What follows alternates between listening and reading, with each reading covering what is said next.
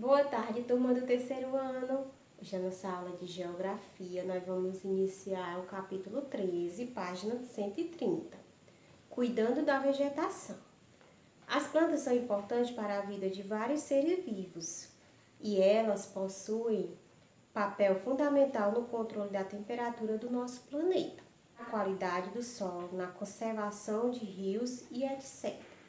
Porém, diariamente as áreas com vegetação estão sendo desmatadas para serem utilizadas em diferentes atividades humanas. A vegetação.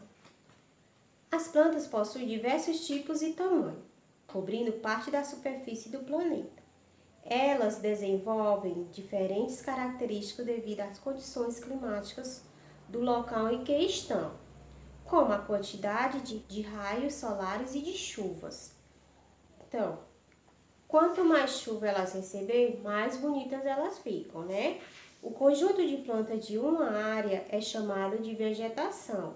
Veja, há áreas com diferentes tipos de vegetação. Nós temos aí, na imagem número 1, né? A floresta amazônica. Na imagem 2, campos em Quaraí. E a 3, a vegetação com cactos em Xique-Xique, certo? Na vegetação, podemos encontrar plantas de diferentes tamanhos e classificá-las em plantas rasteiras, plantas arbustivas e plantas arbóreas. Que as plantas rasteiras, essas plantas têm um caule frágil que não chega a ficar muito acima do nível do solo. Já as plantas arbustivas, essas plantas costumam ter diversos caules saindo do solo, formando os arbustos. Os caules podem ser curtos ou longos. As plantas arbóreas, essas plantas têm um caule forte e único, chamado popularmente de tronco, né? O que nós chamamos de tronco. Elas podem ser pequenas e bem altas, certo? Então, como nós podemos observar na página 133, nós temos 3 tipos de plantas, né? Que é a rasteira, arbustivas e plantas arbóreas. Na página 132, nós temos essas plantas. Na imagem 1, o tipo de planta da floresta amazônica, né, que está aparecendo aí na imagem, é plantas arbóreas. Na imagem 2, são plantas rasteiras. E na imagem 3, são plantas arbustivas, né? A importância da vegetação para a qualidade da água. A vegetação é essencial para a qualidade da água. Conheça algumas situações em que a vegetação contribuiu para a manutenção da água nos rios. Proteção do solo. Os grãos que formam o solo podem se soltar uns dos outros e serem levados pelo ar e pela água. As raízes das plantas protegem o solo e impedem de perder esses grãos. As folhas das plantas também fazem com que os pingos de chuva cheguem ao chão com menos força. Proteção dos rios. As águas dos rios também podem carregar uma grande quantidade de grãos de solo que ficam em suas margens.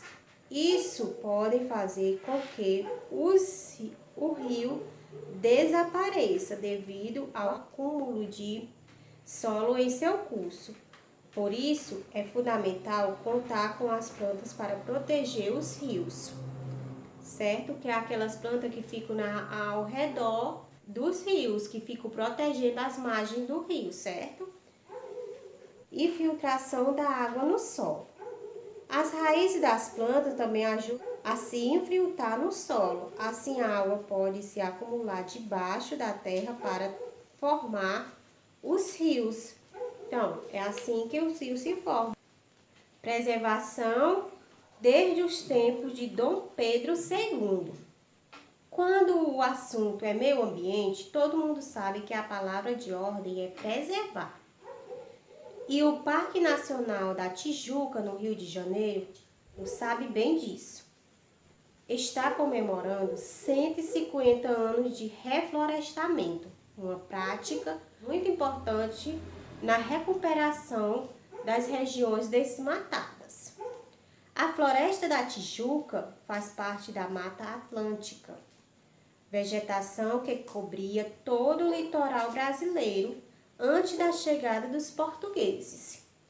Com a chegada dos colonizadores, o número de pessoas aumentou muito e várias árvores foram derrubadas para dar espaço a casas e ao cultivo de café. Mas aí surgiu um problema. Essas árvores eram responsáveis por reter a água da chuva, que iam direto para as nascentes dos rios e abasteciam as casas. Daí, quanto menos árvores, menos águas para a população. Com cada vez mais gente morando no rio, você pode imaginar o tamanho da confusão? Dom Pedro II, que era o governador do Brasil na época, ficou muito preocupado com a falta de água. E para solucionar o problema, ordenou o reflorestamento da região. Isso foi muito importante para preservar nosso pedacinho de Mata Atlântica, que hoje tem uma área equivalente a 4.000 campos de futebol. Conta Luiz Fernando Lopes, analista ambiental do parque, desde então, o reflorestamento continua sendo feito pelos profissionais que trabalham no parque. Mas, até hoje, tem gente que atrapalha a recuperação da floresta. A prática de soltar balões, por exemplo, tem causado incêndios que aumentam o desmatamento nas áreas queimadas. É muito difícil fazer o replantio, que dificulta a tentativa de preservação, alerta Luiz Fernando. Esse parque é um parque muito importante que ele faz, o reflorestamento. Então, nós estudamos que existem diferentes tipos de tamanhos de plantas no planeta e o conjunto de plantas típicas de uma região é chamado de vegetação.